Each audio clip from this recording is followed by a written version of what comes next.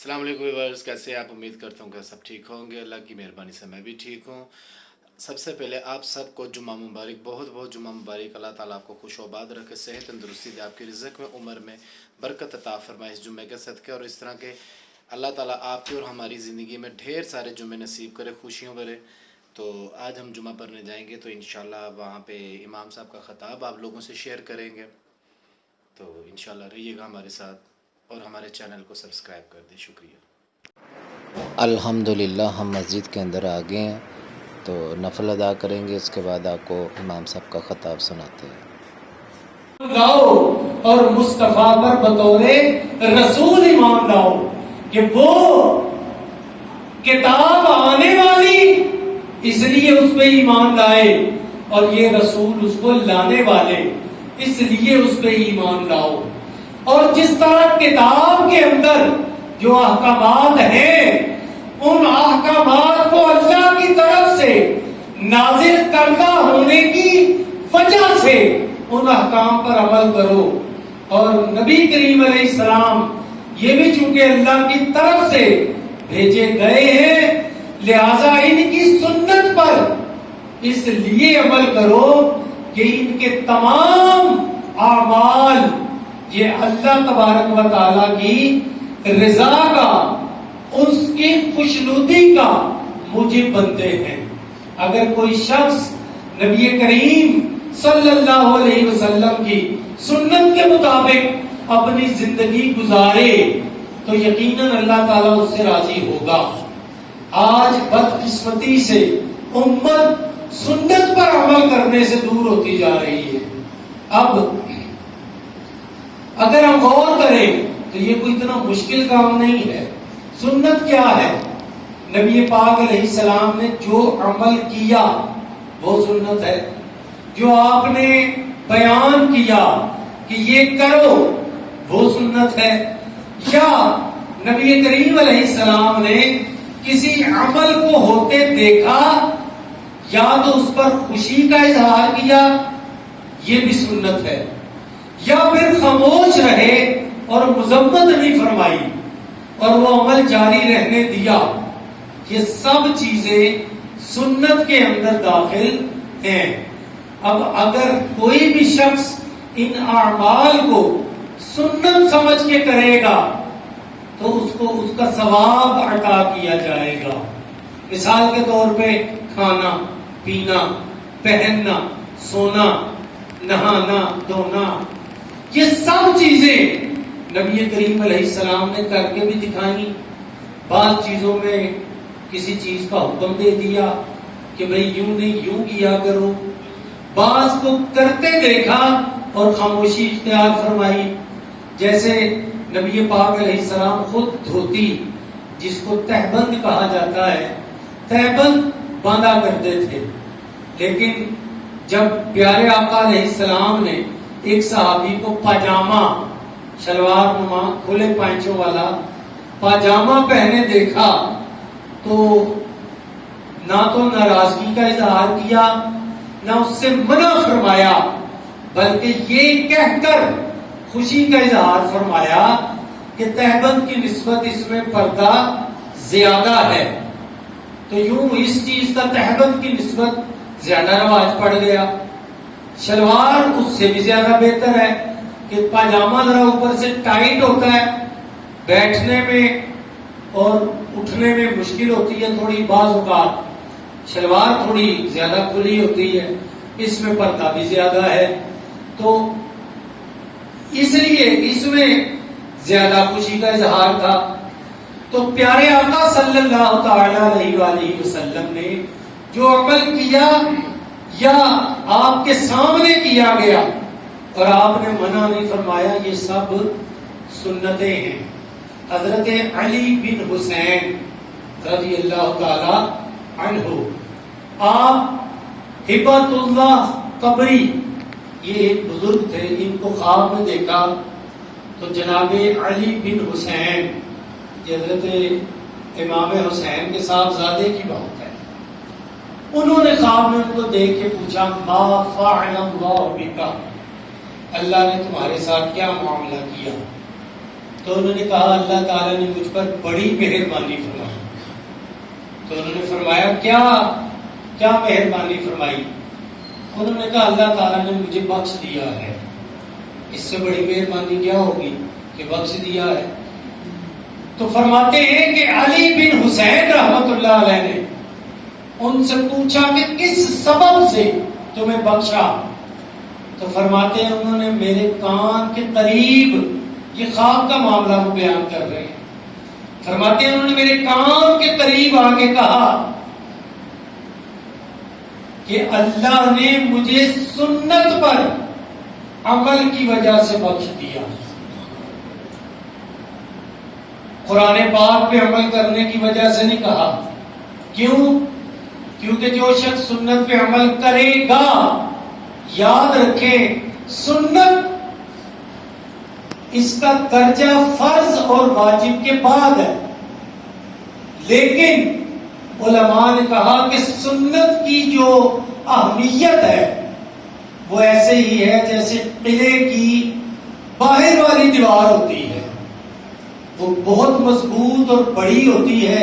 کیوں؟ کیونکہ جو بھی اس کے اندر آ گیا وہ اس کی حفاظت کرتی ہے. تو سنت کے بعد یعنی اس سے اوپر اس کے اندر واجب بھی آتا ہے اور اس کے اندر ہی فرض بھی آ جاتا ہے. تو جو لوگ سنت کو مضبوطی سے تھامتے ہیں، اس کا مطلب ہے کہ وہ واجب کی بھی یعنی وہ تو اس سے بھی زیادہ اہم ہے اور فرض واجب سے بھی زیادہ اہم ہے. تو جو سنت کی اتنی زیادہ اہمیت سمجھے اور اس پہ اتنا عمل کرے اور حفاظت کرے، یقیناً وہ واجب کی بھی حفاظت کرے گا اور فرض کی بھی حفاظت کرے گا. یعنی جس کا نمبر تیسرے پہ ہے اگر وہ اس کی حفاظت کرتا ہے تو جو پہلے اور دوسرے نمبر پر ہیں اہمیت کے اعتبار سے، تو کیا وہ ان کی حفاظت نہیں کرے گا؟ جو سنت پہ عمل کرے گا وہ فرض نہیں چھوڑے گا، جو سنت پہ عمل کرے گا وہ واجب نہیں چھوڑے گا. تو علماء نے کہا کہ سنت کو لازم پکڑنے کو نبی پاک علیہ السلام نے اس لیے فرمایا کہ جو سنت کو لازم پکڑ لے گا اس کے واجب اور فرض کی حفاظت بھی اس کو لازم پکڑنے سے ہو جائے گی. اس لیے پیارے آقا علیہ السلام نے وقتاً فوقتاً سنت پہ عمل کی ترغیب دی اور سنت کو چھوڑنے یا روگردانی کرنے والے کے لیے ترہیب کے الفاظ استعمال کیے. فرمایا من رغب عن سنتی فلیس منی، جس نے میری سنت سے منہ موڑ لیا، منہ موڑنے کا معنی یہ ہے کہ بالکل ترک کر دیا، چھوڑ دیا، کبھی بھی عمل نہیں کیا. فرمایا فلیس منی، وہ مجھ سے نہیں ہے. مراد یہ ہے کہ قیامت والے دن میں اسے اپنے دامن رحمت میں نہیں لوں گا جو میری سنت کو چھوڑ دے گا. اب آپ اندازہ کریں کہ سنت کی اہمیت کتنی ہوئی. اور پھر نبی پاک علیہ السلام نے فرمایا من لم یعمل سنتی، جس نے میری سنت پہ عمل نہ کیا فلیس منی، وہ مجھ سے نہیں ہے. دیکھیں دو حدیثیں ہیں اور دونوں میں ایک میں فرمایا جس نے میری سنت سے منہ موڑ لیا وہ مجھ سے نہیں ہے، دوسری میں فرمایا جس نے میری سنت پہ عمل نہ کیا وہ مجھ سے نہیں ہے. تو مراد یہی ہے کہ وہ اپنی امت کو اپنی سنت پہ عمل کی ترغیب دلا رہے ہیں. آج ہم یہ کہہ کے سنت چھوڑ دیتے، سنت ہی ہے. آپ غور کریں تو ہم سنت مؤکدہ تک چھوڑ دیتے ہیں، ترک کر دیتے ہیں. نماز کے اندر بھی جو سنتیں ہوں وہ ترک کر دیتے ہیں. جیسے نماز کے اندر ثنا پڑھنا سبحانک اللہم و بحمدک، یہ سنت مؤکدہ ہے. یہ نماز کی سنتوں میں سے یہ سنت مؤکدہ ہے. یعنی اگر کوئی بار بار ہی سبحانک اللہ چھوڑ دیا کرے، کبھی بھی نہ پڑھے، تو علماء نے فرمایا کہ وہ سنت مؤکدہ کو بار بار چھوڑ دینا اور اس کو اہم نہ جاننا، یہ آہستہ آہستہ بار بار چھوڑنے کی وجہ سے پہلے یہ صغیرہ گناہ بنتا ہے اور اس کے بعد ایک وقت آتا ہے وہ کبیرہ گناہ بن جاتا ہے. اور جو شخص اس کو بالکل ہی عام نہ سمجھے یا کہے سنت ہی تو ہے، تو یاد رکھیں جو محض سنت سمجھ کے چھوڑے تو اس نے گمراہی کا رستہ اختیار کیا، اور جو غیر اہم سمجھ کے تو سنت ہی جو ہے یہ پھر کی ہویا اور اس کے دل میں اس کی کوئی اہمیت نہیں تھی. فرمایا اگر نبی پاک علیہ السلام کے عمل کو ہلکا جانا کہ یہ سنت ہی تو ہے، اس کو ہلکا جان کے چھوڑا تو پھر وہ دائرہ اسلام سے خارج ہو جائے گا، کیونکہ اس عمل کی نسبت مصطفیٰ جان رحمت کے ساتھ ہے، اور اس کے عمل کو ہلکا جاننا یہ ہمارے ایمان کے اندر جزیات میں سے ہے، ہم اس کو ہلکا نہیں جان سکتے. اگر کوئی شخص چھوڑ دیتا ہے سستی کی وجہ سے، لاپرواہی کی وجہ سے، اور بار بار چھوڑتا ہے تو وہ گنہگار ہے، بہرحال کافر نہیں ہے. لیکن اگر کوئی شخص نبی پاک علیہ السلام سے نسبت کی وجہ سے اسے ہلکا جانے تب وہ دائرہ اسلام سے خارج ہوگا. تو سنت کی اہمیت کا آپ اس بات سے اندازہ لگا لیں.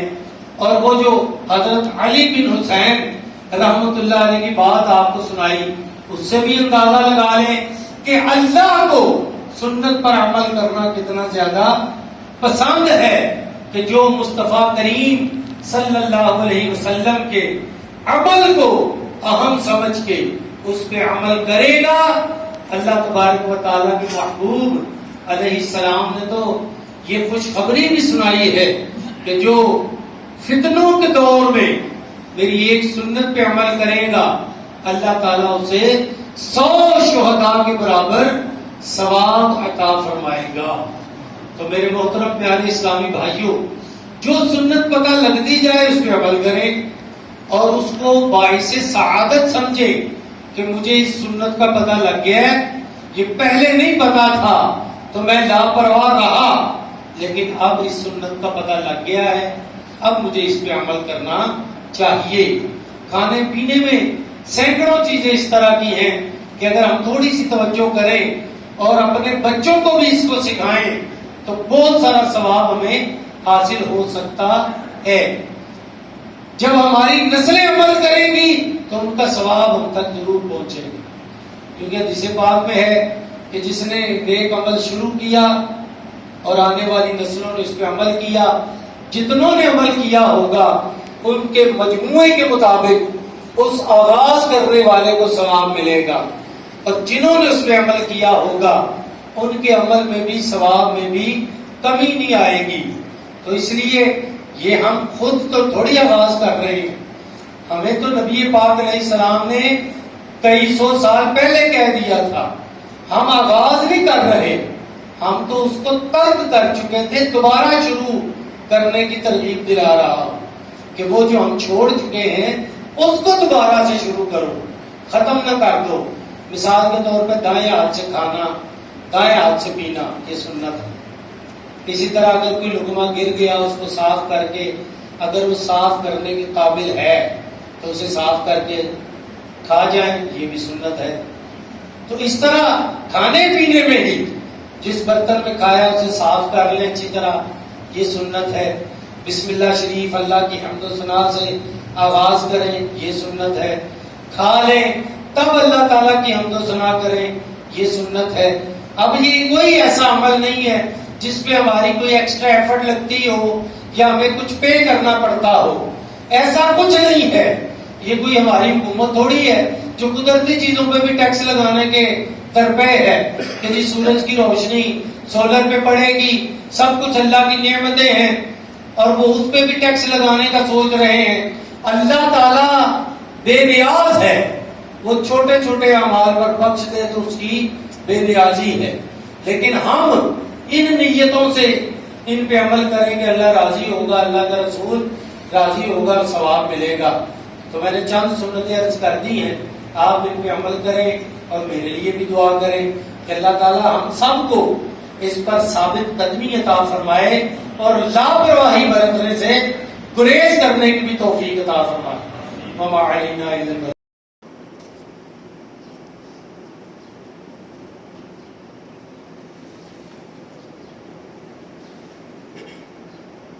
حينا ربنا بالسلام وادخلنا الجنة دار السلام. تبارك ربنا وتعاليت يا ذا الجلال والإكرام. یا ارحم الراحمین ہماری نماز کو اپنی بارگاہ میں قبول فرما. پنج وقتہ نماز با جماعت ادا کرنے کی توفیق عطا فرما. ہمارے گھر والوں کو بھی پنج وقتہ نماز پابندی کے ساتھ پڑھنے کی توفیق عطا فرما. یا اللہ اس مبارک دن اور اس نماز کا صدقہ بیمار مسلمانوں کو شفائے کاملہ عاجلہ عطا فرما. گھروں میں ہسپتالوں میں جہاں بھی بیمار ہیں سب کو شفائے کاملہ عاجلہ نافعہ عطا فرما. یا اللہ عز و جل بے روزگاروں کو حلال اور طیب روزگار نصیب فرما.